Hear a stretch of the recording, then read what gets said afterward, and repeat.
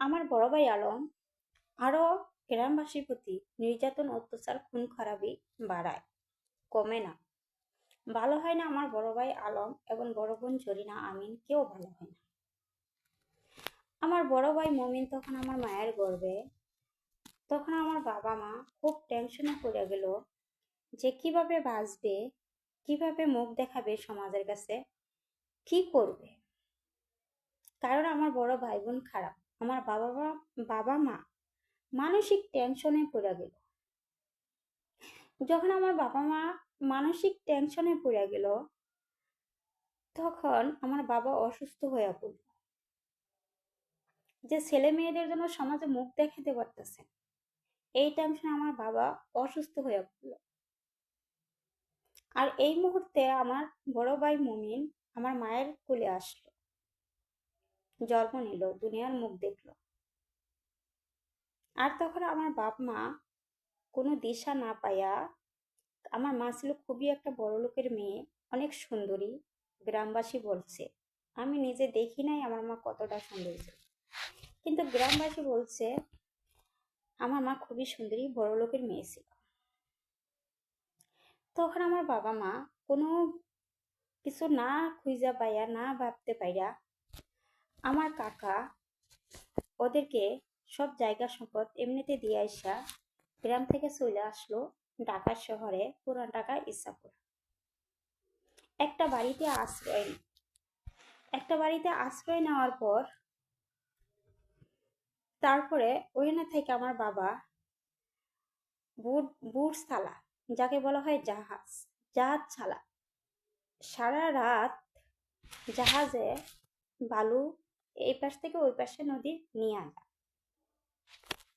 জাহাজ চালায়।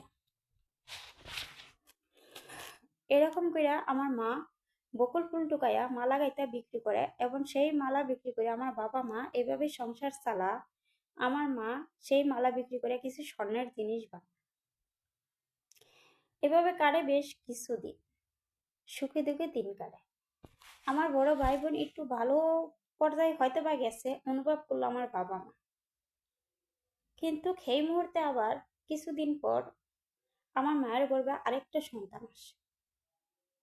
সেই সন্তানটা এই দুনিয়াতে জন্ম নিয়ে কিছুদিন পর মারা যায়।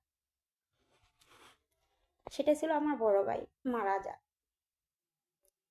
তারপর এরকম করে আবার কিছুদিন যায়, তখন আমার বাবার মনে খুব কষ্ট যে আমার একটা মেয়ে, তিনটা ছেলে। আমার দুইটা ছেলে খুবই খারাপ, মেয়েটাও খারাপ। আরেকটা ছেলে আমার খুবই সরল সোজা, যে সৎ মানুষ হবে বড় হলে, তার নাম হচ্ছে মুমিন। কিন্তু আল্লাহ আমাকে আরেকটা ছেলে দিয়াও নিয়ে গেল, আমাকে আল্লাহ আর কোনো মেয়ে দিল না, যে মেয়ের দ্বারা আমি কোনোদিন মেয়ের সন্তানের বাবা আমি হইতে পারি নাই, কারণ আমার বড় বোন ছিল খারাপ। সো আমার বাবা দুঃখ প্রকাশ করলো। তখন কিছুদিন পর আমি আমার মায়ের গর্ভে আসি। যখন আমি আমার মায়ের গর্ভে আসি, তখন আমার মা খুবই অসুস্থ হইয়া পড়ে, আর মায়ের টেনশনে বাবাও অসুস্থ হইয়া পড়ে। কিন্তু তখন আমার বড় ভাই বোন গুলা কিরকম জানি উল্টা পাল্টা করতেছে আমার মা বাবার সাথেও, আরো অসুস্থ হইয়া পড়ে। সো আমি যখন জন্মে নেই, জন্মের সাথেই আমার মা মারা যায়। আর আমার দাদা, নানা, নানি ওরা আমার জন্মের আগেই মারা যায়, আর আমার জন্মের সময় মা মারা যায়। তারপর শুধু একজন দয়ালু ব্যক্তি বেঁচে থাকেন, আমার দাদি।